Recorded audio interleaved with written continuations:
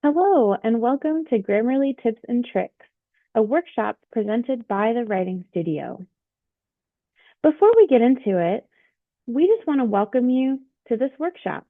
At the Writing Studio and Online Writing Lab at Concordia University, Irvine, we believe that every writer deserves a reader, and every writer can improve their practice and approach. We offer one-to-one consultations, resources on writing, and workshops like these, and even more. We invite you to check out our services after this workshop. So what are we getting up to today? Today, we will discuss Concordia's Grammarly plan and sign you up for free, explore Grammarly's features, grammar teacher, citation checker, and more, introduce and practice Grammarly authorship, and review best practices for your Grammarly Premium. One more note, to get the most out of the online recording of this workshop, be sure to pause the video to explore when you're invited to. The pause symbol shown on the screen will let you know when we advise you to do so. And don't worry, I'll make sure to say it too. So, what is Grammarly? Grammarly is an intelligent software that CUI licenses. It has many features, but you probably know it for its comprehensive word processing and helpful teaching. So, how do you sign up? Here is a step-by-step process. Step 1. If you'd like to activate your Grammarly Premium membership through your mobile device, scan the QR code on the screen. You are also welcome to use a web browser and go to cui.edu/writing-studio/Grammarly.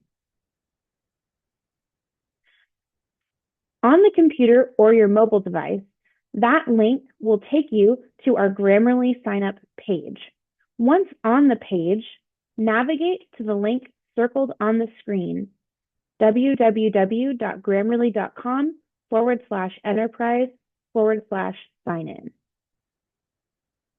From there, select the option to sign in with Google and use your single sign-on, which should be using your Eagles email address.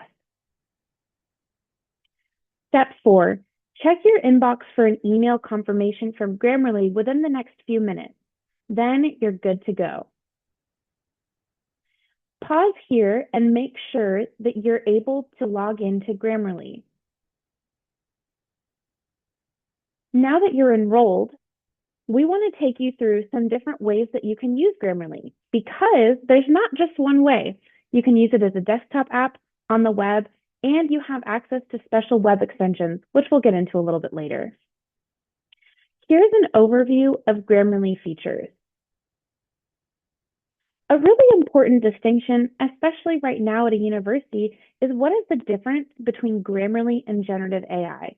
You may know or you may not know, both are artificial intelligence. Grammarly uses software to check and enhance your own writing. Generative AI produces new writing from a prompt.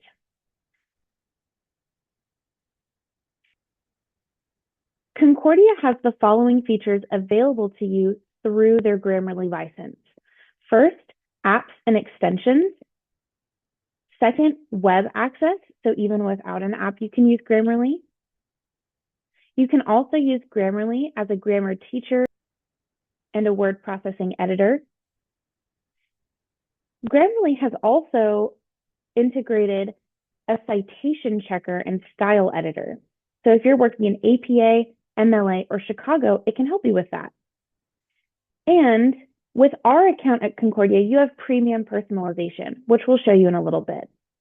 Finally, Grammarly has recently come out with a generative AI function called Grammarly Go. Because Concordia gives faculty the option to allow or disallow this in your class, this function is not turned on, partially to help your faculty support their decision, but also because Grammarly Go is still developing. If this ever changes, we will let you know.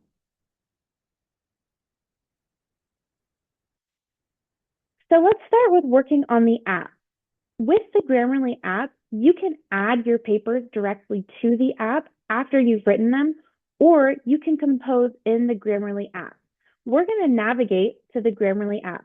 I wonder how many features you can find as you work.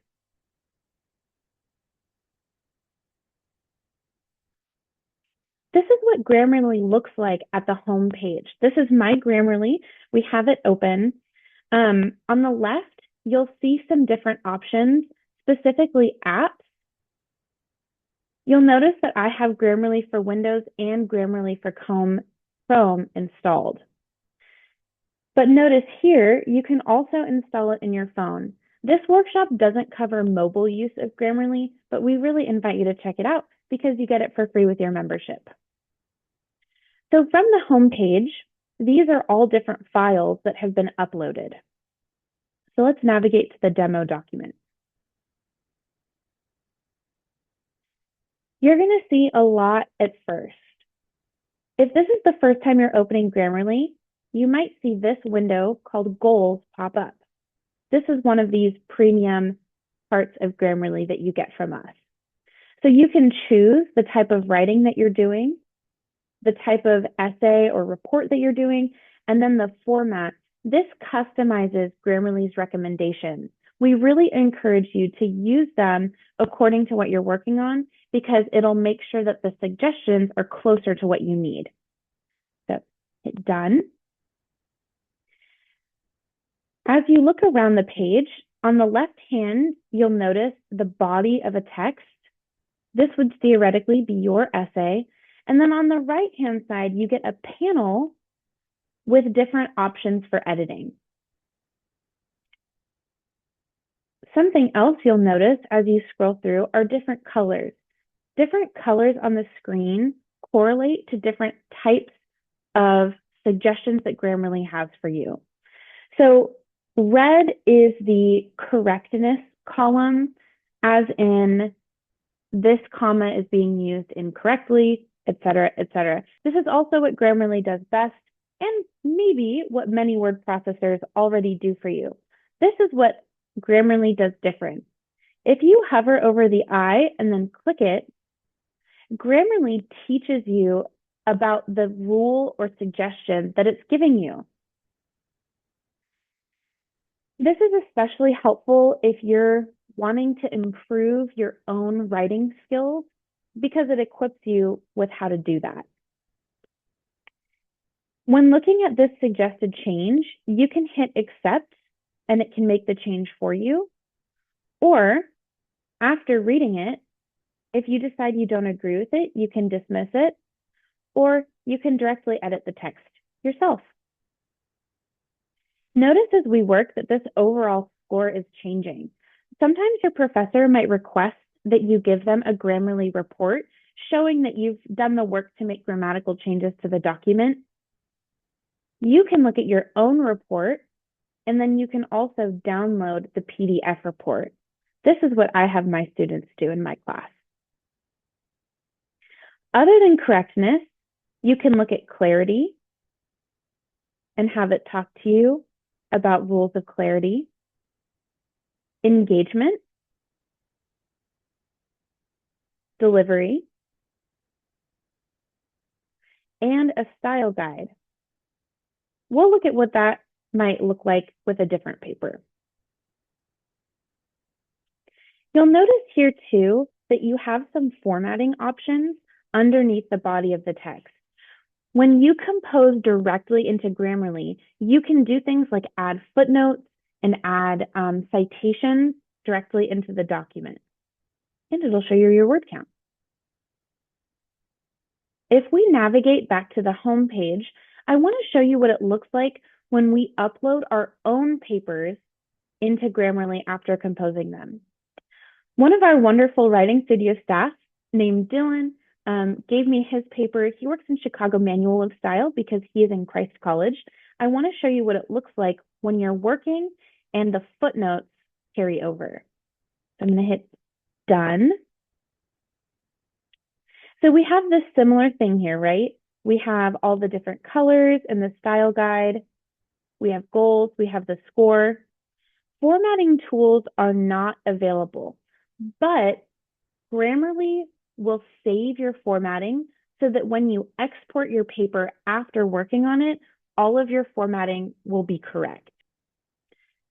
In this example, with Dylan's footnotes, the footnote, instead of being at the bottom of the page, shows up on a separate line in the middle of the paragraph.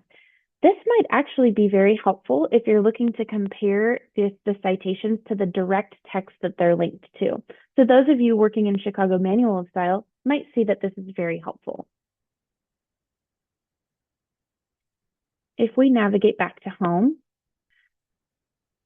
so that's what it looks like to use Grammarly through the Grammarly web app. But you actually have some other options available to you that I want you to check out too.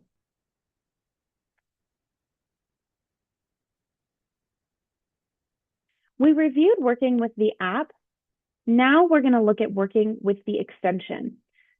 Grammarly has extensions with Google Docs, Word, and your mobile device. Let's look at Google Docs.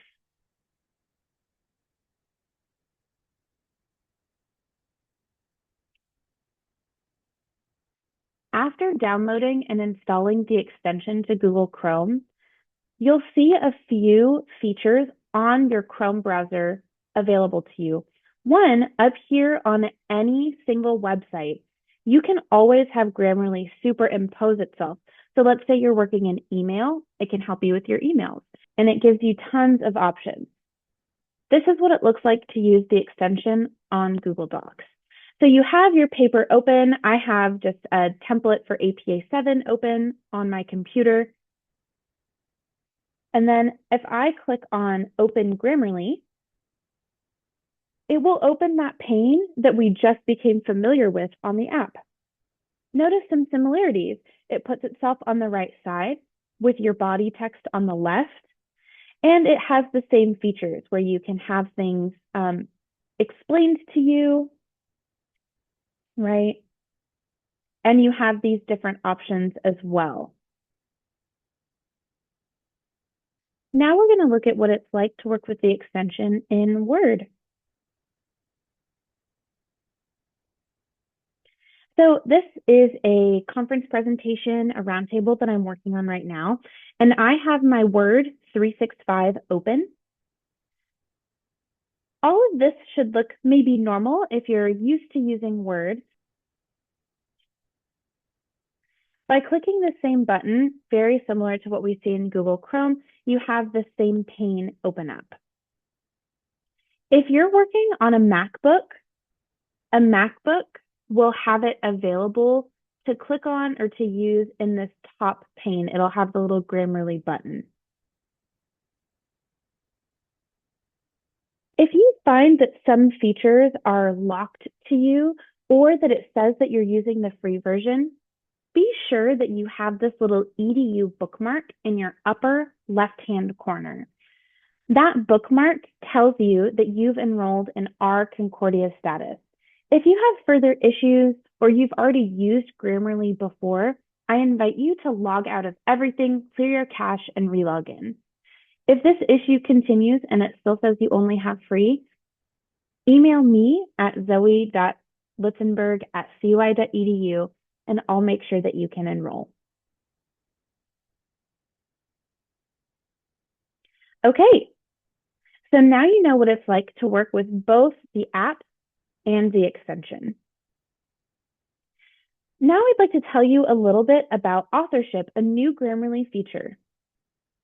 Grammarly authorship is integrated into the Chrome extension of Google, and it's available only in Google Docs. Grammarly authorship is in beta testing, which means that it's sophisticated enough for use by users, but it hasn't been perfected yet. So every time you use it, you help Grammarly get better by giving them feedback. It records your composition process directly through the screen and then can develop a report that can be used for revision and sent for professors. Grammarly authorship can delineate between human sources, AI sources, and unknown sources and develop a report based on that information. If you choose to use Grammarly authorship, which I encourage you to at least try out, here are my recommendations for getting the most out of it. One, as you compose, work only in one Google Doc. This ensures that every time you add something, it knows it's from you. If you were to copy and paste from another document, or if you were to say, work in one and then work in a different one later, it's not going to record all of your writing. So if you work in one document, it has the opportunity to record all of your work. It can also flag, even if it is your writing, something that's been copied and pasted from somewhere else as an unknown source. It's just something to be aware of as it continues working out, as it continues improving past this beta testing. I recommend that as soon as you open a document, you turn on Grammarly authorship, which is a button on your screen that looks like a thumbprint. That means that it captures your writing the whole time that you write. And finally, review the report periodically to see how it's doing. Here are some best practices for getting the most out of your Grammarly Premium. 1, use it consistently. Grammarly suggestions work best after you've composed your main essay. You'll learn from your own patterns of error as you keep engaging with its tips. Learn from it. Don't ignore Grammarly. Specifically, don't ignore how it teaches you rules of writing. It's a great teacher when it comes to style, punctuation, and syntax. Consistent reflection on its suggestions can make you a stronger writer. Question it. Grammatical choice is not always as black and white as we think it is, and suggestions are not perfect. The more you write, the more you will be able to make up your own mind about its suggestions. Remember that Grammarly's tools work best in conjunction with your own critical engagement. And finally, continue to use the Writing Studio and the online writing lab. Grammarly is very helpful, but it's not a person and it's not a conversation partner. It can't help you with your argument, your organization, or your content. Your consultant can help you at every step of the writing process. So use both. Thank you so much for attending and watching this Grammarly Premium workshop. For further questions, we want to invite you to stop by the Writing Studio, or you can email me at zoe.litzenberg@cui.edu. Thank you.